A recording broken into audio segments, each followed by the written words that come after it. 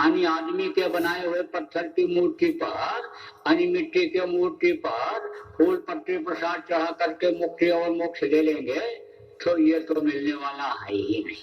सही बात तो यह है, जब तक अंतर में उनका दर्शन नहीं होगा तब तक ये काम होने वाला नहीं है। अब आप कहोगे भाई अंतर में दर्शन करने वाला तो हमको तरीका किसी ने बताया ही नहीं, और यह भी नहीं कहा कि अंतर में दर्शन होता है, तो आज वो तरीका आपको बताया जाएगा। गुरु महाराज हमारे बताते थे, और गुरु महाराज रास्ता ही नहीं बताए, रास्ते पर चलाए, और कितने लोगों को पार भी कर दिया। अब वो इधर वापस आने वाले नहीं है। तो आप जो गुरु महाराज के प्रणामदानी हो, गुरु महाराज यहाँ पर आए थे, कुछ समय पहले आए थे, और उन्होंने सत्संग भी किया था, नामदान भी दिया था। लेकिन आप जो इसमें इक्का दुक्का लोग ऐसे उस समय के हो, थोड़े ही लोग होंगे आप, वो कुछ तो चले गए होंगे दुनिया से, उनको भूल गए होंगे, और जब आपको खबर लगे कि यहाँ पर उनका संदेश आने होने जा रहा है, तो आप यहाँ पर आ गए होंगे। तो आपने उनको समझा नहीं, आपको तो वो दे करके दौलत चले गए। जैसे महात्मा जी जा रहे थे तो देखा गांव के लोग बड़े गरीब हैं, तो ला उनको कुछ दे दिया जाए, तो झोली में से हीरा निकाला और फेंक दिया। क्या उठा लो गांव वालों, हीरा है हीरा। किसी ने कह दिया हीरा होता तो फेंक देते, ये तो कांच के टुकड़े हैं। उठाया ही नहीं किसी ने। जो वही जा रहा था देखा हीरे पड़े हुए, उठा के ले गया, माला माल हो गया। तो आपने कद्र नहीं किया, इज्जत नहीं किया। अगर आप इज्जत किए होते उसी हीरे की जो नाम धन उन्होंने दिया था, जो नाम रूपे रत्न दिया था, जो मीरा को मिला, मीरा ने कहा पायो रे मने नाम और रतन धन पायो, वह तो मोलक दी मेरे सदगुरु कृपा कर अपने। अगर उसकी आप कमाई किए होते तो आप भी अंतर से माला माल होते, तो चलो कोई बात नहीं। सुबह का भूला अगर शाम को घर वापस आ जाए तो भूला नहीं कहलाता है। अब भी गुरु के वचन को याद कर लो, और अब भी सुमिरन ध्यान भजन करने लग जाओ, अंतर में गुरु महाराज आपको मिलेंगे। अंतर में आपको दर्शन होगा और उनकी दया का आप अनुभव करोगे। अब यह है कि गुरु महाराज जाने से पहले ही मेरे लिए आदेश देकर के गए थे कि ये पुराने लोगों की संभाल करेंगे और नए लोगों को नामदान देंगे। तो नामदान आज आपको दिया जाएगा। नामदान देना यह कोई अन्य समझ लो आसान बात नहीं है, इसमें कर्मों का बड़ा लेना देना होता है। लेकिन जब गुरु का आदेश हो गया तब कहा गया गुरु का आदेश चाहे बहन में हो, सहन में हो, बहन में हो, उसको करना चाहिए। तो गुरु का जब आदेश हो गया, अब आप ये भी मत सोच लेना कि अभी तो सत्संग सुना रहे हैं और फिर मांगेंगे। मंगता से कहीं कोई कुछ मांगता है? सभी तो मांग ही रहे। जिसके पास लाख है कहता करोड़ हो जाए, करोड़ है जिसके पास कहता अरब खरब हो जाए, और अरब खरब जिसके पास है कहता कुबेर भगवान का खजाना हमें को मिल जाए। वो अल्लाह ताला हमारे ही ऊपर दौलत बरसा दे, हमारे ही अंदर आगर में वो डाल दे। तो मंगता से कुछ नहीं मांगना। दाता कौन है? धरणी जान लो देखिए तह लो सब भिखार, और दाता केवल सदगुरु। देख न माने हार, सदगुरु दाता होते हैं। और जब देने लगते हैं तो हार नहीं मानते हैं, लेने वाला ही नहीं ले पाता, इतना देते हैं। जब देने लगते हैं तब तो गुरु महाराज देते हैं। आप लेना उनसे नहीं सीख पाए, और हमने सीखा तो हमको बगैर मांगे देते हैं। कल जिसकी जरूरत है वो चीज आज हमारे लिए हाजिर कर दे रहे, तो हम आपसे क्या मांगेंगे। लेकिन आप कहो भाई हमको तो कुछ देना चाहिए, तो आप दे दो। आपको देना क्या है? आप अपनी बुराइयों को यहीं छोड़ जाओ, बुरे कर्म मत करना। अभी तक जो आपने गलती किया, जान में किया अनजान में किया, उसके लिए तौबा कर लो, कान पकड़ लो, उस मालिक से माफी मांग लो कि हमसे गलती हो गई, आप गलती नहीं करेंगे। देखो रूहों पर, उसके रूहों पर अगर सितम लाओगे तो नाखुश होगा, कभी खुश नहीं हो सकता। इसलिए रूहों पर रहम करो, जीवों पर दया करो।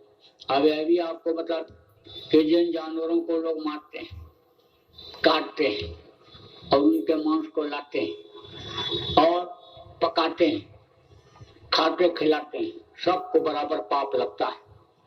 बनाने वाले को भी, परोसने वाले को भी, लाने वाले को भी, जीव मारने वाले को भी और खाने वाले को भी। तो पाप का बहुत बड़ा बोझा होता है। पाप देर में भी नहीं समाता। समझ लो कि दुनिया में पानी ही पानी, 3 हिस्सा पानी दिखाई पड़ रहा है और एक हिस्से में यह धरती है और इसके नीचे भी पानी। खोदते जाओ तो पानी निकल आता है नीचे। यह तो जैसे दूध के ऊपर मलाई पड़ जाती है, ऐसे ये धरती है एक हिस्सा, बाकी सब पानी है पानी। तो कहते हैं उस समुद्र में भी पाप नहीं समाता है। तो पाप से बचना, अब रूहों पर रहम करना। जो रूहों पर रहम करेगा वही खुदा का प्यारा है, वही बंदा है। जो रहम करेगा वही मालिक का प्यारा है, क्योंकि उसी के सब रूह है। इसलिए दया करना इनको। मांस मत खाना। मछली देखो तालाब की सफाई के लिए बनाई गई, कोई भी गंदी चीज आप डाल दो मछली खा जाती है। आप देखो यानी कोई जानवर बह करके उसमें आ गया, सब खाती है। कहते तो है हवाई जहाज बना लिया, हेलीकॉप्टर बना लिया, लेकिन बगैर पेट्रोल के कोई उड़ता है? एक नट ढीला हो जाए तो मुंह के बल गिरता। वो भी तो कोई विज्ञान था कि हनुमान जी जब संजीवनी बूटी लेने के लिए गए थे तो कोई हवाई जहाज हेलीकॉप्टर पर बैठ कर गए थे, उड़ करके गए और पूरा पहाड़ उठा करके ले आए। कोई हवाई जहाज ऐसा बना तो जो पहाड़ उठा करके ले आवे, ना तो अंडा खाना ना बच्चों को खिलाना। और बच्चों की तो यही आदत डालो कि घर में ही खाएं, बाहर की कोई चीज खाए ही नहीं, क्योंकि लोगों की नीयत खराब हो गई। रातों रात लखपति बनने के लिए लोगों ने अपने ईमान और धर्म को बेच दिया, मिलावटी चीजों को बाजार में उतार दिया और उसको बच्चे खा करके अपनी किडनी लीवर सब खराब कर ले रहे हैं, क्योंकि वही चीजें अच्छी लगती, खट्टी मीठी तीखी और वो सब स्वाद वाली चीजें बना कर जैसे डाल देते। आपको भी नुकसान करेगी, उनको भी करे। अब आपको तो पता नहीं कौन से तेल में बना है, कैसे क्या बना है, कुछ पता नहीं। इसलिए देख करके सोच समझ करके, और अच्छा तो यही हो घर में पका के खाओ। अपने मन को मना लो, जबान के स्वाद को यानी करो भाई कि तुम यही स्वाद ले लो। तो बच्चों की देख रेख बहुत जरूरी है। अगर बच्चों की देख रेख नहीं करोगे तो समाज में एक ऐसा वर्ग है कि जो बच्चों को खराब करने में ही लगा हुआ है, जो दिमाग की ही रोटी खाने में लगा हुआ है। छिड़ा में दे दिया उनको, मैं तो वही छोड़ के चलाया। तब धीरे से आएगा तो कहेगा बड़ा भोला है, बाबा क्या गया था तो बाबा ने कोई कंठी तो बांधा नहीं। कहेगा हाँ बाबा क्या तू चला गया, बाबाओं के चक्कर में पड़ गया। अरे आजकल ऐसे ही है, तो बाबा चक्कर पड़ गया, ले पी ले पी ले। हो गए नहीं नहीं नहीं अब नहीं पिएंगे। तब कैसे मनाता है? कहता देख मैंने भी सोच लिया है छोड़ देंगे, अब नहीं पिएंगे, क्योंकि मैंने भी अपनी जमीन सब बेच दिया, पी गया। औरत का जेवर भी अंदर अंदर पार कर दिया, मेरे पास भी अब कुछ नहीं रह गया, मैं भी छोड़ना चाहता हूँ, ठन ठन गोपाल घूम रहा हूँ। लेकिन देख आज नहीं छोड़ेंगे, आने दे पूर्णमासी और चलेंगे वहां नहाएंगे और वहीं भगवान के मूर्ति के सामने दोनों भैया कसम खा के चले आएंगे। ले पी ले पी ले, पर मुंह के सामने जैसे लगाएगा वह मन में चल जाएगा। जहां नाक में उसकी वो आई गंध है, बस फिर मन नहीं मानेगा, मैं चल जाओगे, पीने लग जाओगे। कितनी अमावस्या पूर्णिमा निकल जाएगी और होश भी नहीं आएगा कि कभी कसम भी खाया था छोड़ने के लिए। इसलिए शराबी का साथ मत करना। साथ का बड़ा असर होता है। आपको बता दूं, कई इतना मानती थी राम को कि अपने बेटा भरत से ज्यादा प्रेम करती थी, लेकिन मंथरा उसकी दासी और 24 घंटा रहती थी। और देखो मन को बदल दिया, जंगल भेजवा दिया 14 वर्ष के लिए राम को मंथरा ने। तो कहा संगत ही गुड़ होत है, संगत ही गुड़ जाए। अब बांस पांस और मिश्री के बाद इसीलिए साधक ने क्या मांगा सतगुरु से कि साध संग मोहिदेव नित परम गुरु दातार, या मेरे मालिक या मेरे सतगुरु मुझे साधक का संग दो। तो अब आप समझो कि बोले का साथ आप मत करना और थोड़ा सा बर्दाश्त की शक्ति लाना और समझ लो कि यानी कहा गया ना कम खाओ, कम खाओगे तो बीमारी नहीं आएगी, डॉक्टर के पास नहीं जाना पड़ेगा, और बर्दाश्त कर लोगे हर तो समझ लो मर मुकदमेबाजी से बचे रहोगे। मेहनत और ईमानदारी के करना कमाई, उसमें बरकत मिलेगी। दूसरी चीज आप और समझ लो कि जब आप आंख बंद करोगे, ध्यान लगाओगे और ऊपरी लोकों में जाओगे, जन्नत बहस जिसको कहते हैं, वहां जब जाओगे, स्वर्ग वैकुंठ में जाओगे, जब भूत परियों का दीदार करोगे, दर्शन करोगे देवी देवताओं का, तो देख करके खुश हो जाओगे।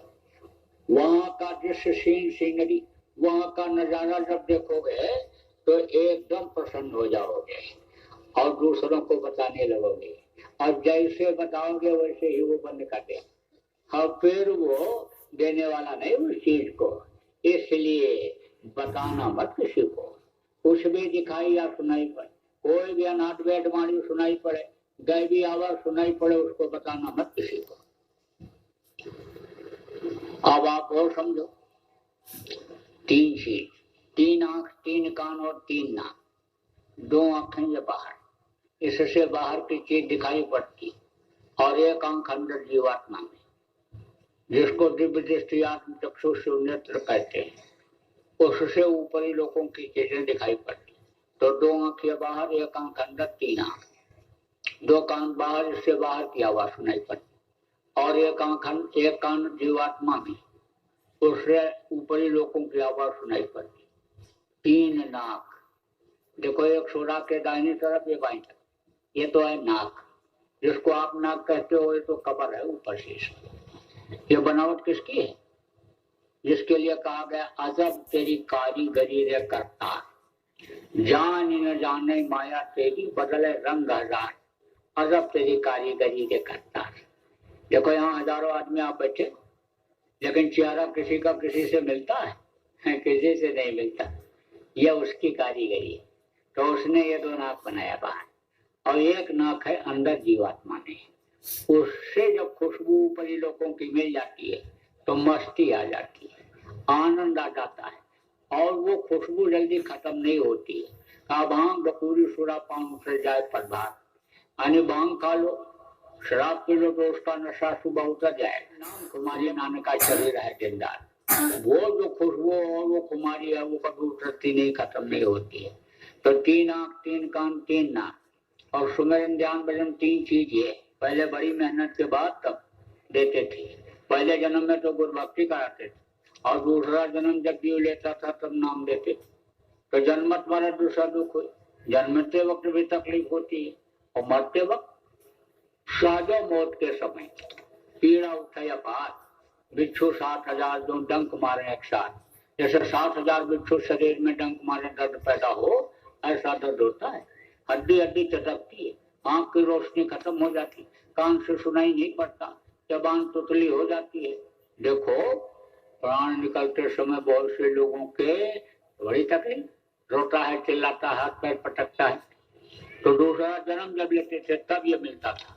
अब आप तो पहली बार ही आए, और अभी आपको सत्संग में पूरा नहीं मिला, पूरा समझे भी नहीं संत मत को, और आपको दे दिया जा रहा है। अब क्यों दे दिया जा रहा है? क्योंकि पहले उम्र निश्चित रहती थी, अन्य समय लोग की उम्र पूरी करने के बाद इस दुनिया से लोग जाते थे, लेकिन इस समय पर किसी के जिंदगी का कोई ठिकाना नहीं।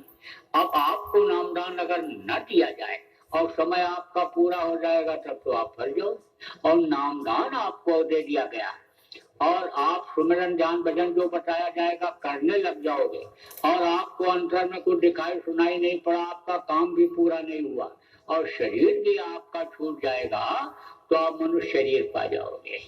मनुष्य शरीर का पाना बड़ा मुश्किल होता है, खोज जन्म जब भटका खाया, और तब नर दुर्लभ पाया। इसीलिए तो गुरु महाराज ने कहा इनको बांटो, आप दो इनको जल्दी करो, तुम देर मत करो। तो गुरु महाराज के जाने के बाद 1 साल के बाद ही उनके आदेश से, और जो करते हैं उनको फायदा भी हो रहा है। बताते हैं कि बीमारी में हमारे लाभ हो गया। देखो जो मौसम के बदलाव से या खाने पीने की बदपरहेजी से कोई रोग हो जाता है, वो तो दवा से ठीक हो जाता है, लेकिन जो कर्म रोग होते हैं वो दवा से नहीं ठीक होते हैं। दवा खाते जाते हैं लेकिन तकलीफ नहीं जाती है, तो समझ लो कर्म रोग लगा हुआ है। कुछ कर्म ऐसे होते हैं जो आदमी को पता ही नहीं चलता कि ये बुरे कर्म मेरे से बन गए, अपने नव्या और जिव्या के स्वाद में बुरे कर्मों को कर बैठता है और वो नहीं होता है बुरा बन गया, ऐसा हो गया, देखा देखी के सब कर रहे हैं, ऐसा हो रहा है, लो मैं भी करूं, बस उसमें कर्म बन जाते हैं, उसकी सजा मिल जाती है। तो कर्म जब करते हैं तो तकलीफ जाती है। तो ये जो तरीका मैं बता रहा हूँ इससे आपके कर्म कटेंगे। इसको अगर आप करोगे समय निकाल करके सुबह शाम तो आपके कर्म कटेंगे, तो तकलीफ तो दूर होनी ही होनी है। अरे भाई दवा से तकलीफ दूर कर दोगे, लेकिन कर्म की तकलीफ कैसे दूर होगी? जो सजा मिल रही वो इससे दूर होगी। तो लोग बता रहे हैं बीमारियों में लाभ हो गया, बिगड़े काम भी बनने लग गए, बुद्धि सही रहने लग गई। आप समझो कि क्रोध खत्म हो रहा है, बड़ा क्रोध करता था, लेकिन क्रोध खत्म हो रहा है, जिसका नहीं हो रहा। और जो साधना करते हैं अंदर में कोई दिक्कत उनको आती है, वो तो रात को फोन करके पूछते हैं। दो दरवाजे बड़े बड़े, एक उत्तर की तरफ एक दक्षिण की तरफ, बताइए अब किधर प्रवेश करें? तो करोगे तो आपको फायदा होगा। ये बात इसलिए आपको बता रहा हूँ कि करोगे तो आपको भी फायदा होगा। और शुरू में तो अंतर में वोट भी करा देते थे, दिखाई और सुनाई भी पड़ जाता था लोग शुरू में। उसके बाद में बस धीरे धीरे धीरे धीरे उसके ऊपर छोड़ दिए, कर्म करने वाले के ऊपर कि कुछ मेहनत ये भी तो करे, अरे तो हम ही दे देंगे तो उसको पता कैसे चलेगा कि ये चीज कैसे मिलती है। सेहत में किसी को मिल जाता है तो कीमत समझता है, और पसीना बहा करके शाम को जो मजदूरी लाता है उसकी कीमत लगाता है। कर रहे हैं और कितना से फायदा हो रहा है, वो तो जब समय बदलेगा तब इनको लोग याद करेंगे, तब पता चलेगा कि इन्होंने मेहनत किया था, इन्होंने पसीना बहाया था, ये भूखे न करके और ये तकलीफ झेल करके, और इन्होंने ऐसा काम किया था। जब मकान बनने को होता है तब पता चलता है कितनी बड़ी बिल्डिंग बनेगी। और देखो जब राजा महाराजा न होता था तो फौज की तैयारी करते थे। कुछ दिन पहले की ये बात देखो, कृष्ण भगवान ने तैयारी किया, लड़ाई की,